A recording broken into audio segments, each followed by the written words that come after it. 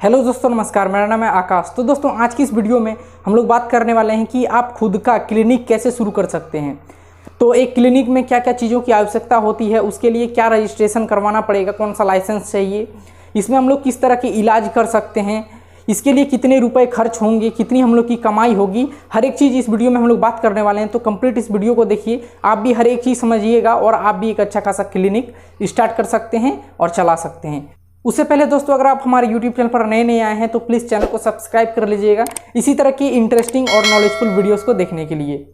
तो चलिए, सबसे पहले हम लोग बात करते हैं कि जिनके पास पूंजी है लेकिन वो जो है डॉक्टरी की पढ़ाई नहीं किए हुए, वो डॉक्टर नहीं है, फिर भी वो क्लिनिक कैसे स्टार्ट कर सकते हैं। तो हाँ, वो क्लिनिक स्टार्ट कर सकते हैं। क्या कर सकते हैं कि अपना पूंजी लगाकर वो रूम, सामान, सारा कुछ वो अपना लगा देंगे, अपना मतलब इन्वेस्टमेंट कर देंगे और किसी डॉक्टर को हायर कर सकते हैं अपने क्लिनिक में। ठीक है, तो इस प्रकार से वो बिजनेस कर सकते हैं। आगे का प्रोसेस मैं बताने वाला हूँ। स्टेप नंबर 1, किसी भी क्लिनिक को खोलने से पहले आपको कुछ डिग्रियां करनी होंगी, जैसे कि बी फार्मा या फिर D pharma, bachelor of pharmacy या फिर डिप्लोमा इन फार्मेसी। अगर इन डिग्रियों को अगर आप कर लेते हैं, उसके बाद इन डिग्रियों को आपको रजिस्टर करवाना पड़ेगा पीसीआई में। तो इसको रजिस्टर करवाने के बाद आपको किसी एमबीबीएस डॉक्टर के पास रहकर 3 महीने तक प्रैक्टिस करना होगा, मेडिकल प्रैक्टिस। ठीक है, मतलब कि सीखना पड़ेगा वहां पर जो काम होता है उसका। उसके बाद जैसे ही आप इस काम को सीख लेते हैं, उसके बाद अपना क्लिनिक स्टार्ट कर सकते हैं। तो कैसे स्टार्ट करेंगे, चलिए आगे हम लोग जानते हैं। स्टेप नंबर 2, अब हम लोग बात करते हैं कि इन डिग्रियों को लेने के बाद हम लोग क्लिनिक स्टार्ट करेंगे तो हम लोग क्लिनिक में कौन कौन से तरह के इलाज कर सकते हैं। तो उसमें जो प्राइमरी जो इलाज होती हैं वो सब आप कर सकते हैं, जैसे कि बुखार, सर्दी, खांसी, टाइफाइड, ये सब जो नॉर्मल बीमारी होती है, मलेरिया आदि। तो इन सब का इलाज आप अपने क्लिनिक में कर सकते हैं। और ड्रग लाइसेंस का भी रजिस्ट्रेशन आप करवा ही लीजिएगा। तो अपने क्या कर सकते हैं, वहीं से आप दवाई भी दे सकते हैं या फिर पर्ची में लिख कर भी आप दे सकते हैं। तो ये काम आप कर सकते हैं। जो प्राइमरी जो इलाज होता है वो अपने क्लिनिक में आप कर सकते हैं। ठीक है, अगर आप बड़े डॉक्टर नहीं हैं तो इन डिग्रियों को लेने के बाद आप ये सब इलाज इजीली कर सकते हैं अपने क्लिनिक में। स्टेप नंबर 3 की क्लिनिक हम लोग कहाँ खोलें। तो क्लिनिक खोलने के लिए मार्केट एक बेस्ट जगह होता है जहाँ पर लोगों का आना जाना थोड़ा सा रहता है। वहाँ पर क्लिनिक आपका अच्छी जगह में होना चाहिए। ठीक है, ऐसा नहीं गली में हो आपका क्लिनिक तो ठीक नहीं होगा।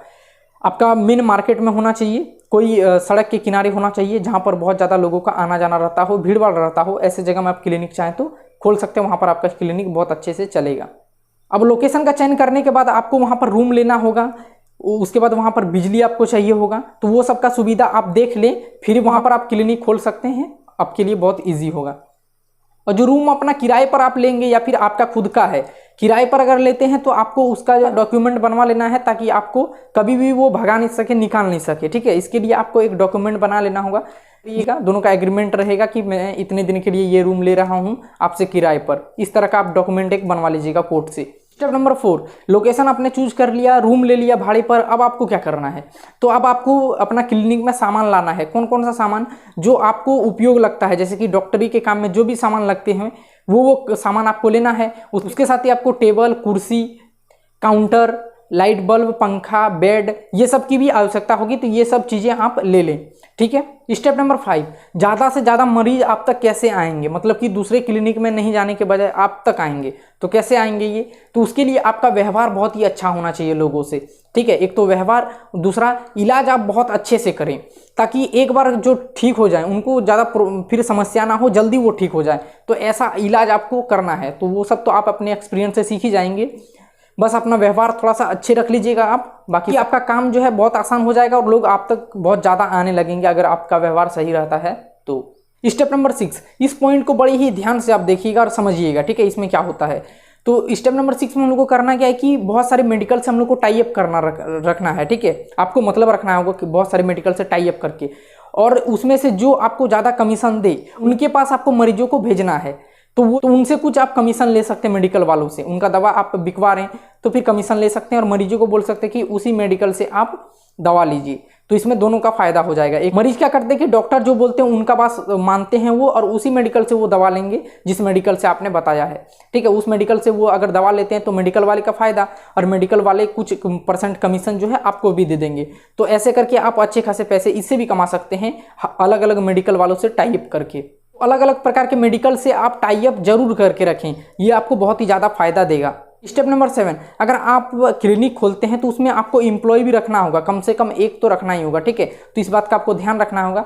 आप अकेले सारा काम नहीं कर सकते, आपको एक एम्प्लॉय रखना ही होगा। ठीक है, एक से ज़्यादा भी आप चाहे तो रख सकते हैं, 2 रख सकते हैं, या फिर अगर एक में आपका काम हो जाता है तो आप एक रखिए, उसको कुछ मंथली वेतन दे दीजिए, वो आपका काम आसान कर देगा बहुत सारा। स्टेप नंबर 8 कि इस बिजनेस में हम लोग को इन्वेस्टमेंट कितना करना पड़ेगा। तो वो डिपेंड करता है कि आप कितना बड़ा क्लिनिक खोलते हैं, किस तरह के इलाज के लिए आप क्लिनिक खोलते हैं, ठीक है। लेकिन अगर अप्रॉक्स हम लोग बात करें तो आपको 1 लाख लग ही जाएगा इस क्लिनिक को खोलने में, ठीक है। अगर गांव में स्टार्ट कर रहे हैं या फिर दूर दराज कहीं स्टार्ट कर रहे हैं छोटा मोटा क्लिनिक, तो आपको 50,000 में भी इस क्लिनिक को स्टार्ट कर सकते हैं। लेकिन अच्छा क्लिनिक, थोड़ा अच्छा शुरू करना चाहते हैं तो फिर आपको 1 लाख रुपया अपने जेब में रखना होगा, फिर स्टार्ट करना होगा ये बिजनेस। स्टेप नंबर 9 कि अब हम लोग का कमाई कैसे होगा। ये क्लिनिक तो हम लोग खोल लिए, अब तो हम लोग का कमाई कैसे होगा। तो सबसे पहला साधन है आपका कमाई का, तो मैंने आपको बताया कि टाई अप कर सकते हैं आप अलग अलग मेडिकलों से, मेडिकल स्टोर से, तो वो आपको अच्छे खासे पैसे दे देंगे। उसके बाद आपको अपना फीस कुछ रखना है, जैसे कि किसी का कुछ इलाज करवाना है तो वो आप फीस उसमें मेंशन कर दीजिए और जो इलाज का खर्चा है वो ले लीजिए, ठीक है। इस प्रकार से नॉर्मल आप फीस रख सकते हैं 200 रुपये या फिर 500 रुपये रख सकते हैं, 200 से 500 रखिएगा, ये नॉर्मल है, ठीक है। आपके इलाज के ऊपर डिपेंड करता है आप कितना रखते हैं फीस, थोड़ा कम ही रखिएगा तो ज़्यादा अच्छा रहेगा और इलाज बेहतर कीजिएगा।